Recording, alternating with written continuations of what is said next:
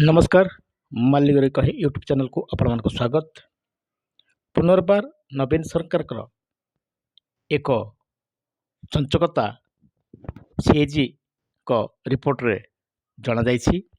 ए report को मुख्यमंत्री मोहन चरण माझी विधानसभा उपस्थापना करिसेंती।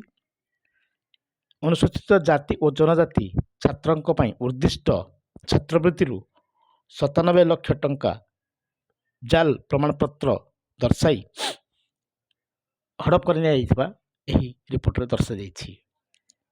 एपरिकी मिथ्या आय प्रमाणपत्र दर्शाई ए टंका को निया जाइथिबा कहा जाउछि।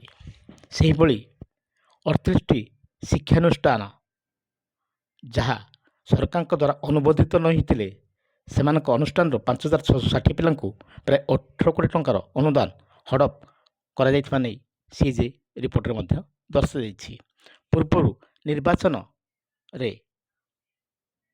भोट पाई कौनसी योजना बा नथाई बीजेडी सरकार 247 कोटी टंकार झोट बैग बांटिथिबा नै सरकार विधानसभा रे तथ्य उपस्थापन करथिले एवं वर्तमान पुनर्बार छात्रवृत्ति एवं शिक्षा क्षेत्र में मध्य सरकार अनियमितता भाव में नवीन सरकार टंका आवंटन करिथिबा नै रिपोर्ट रे दर्शा जिबा परे नवीन पटनायक सरकार समय दिनकू दिन विभिन्न प्रकार चांचल्यकर तथ्य लोकलोचन को आसुछि।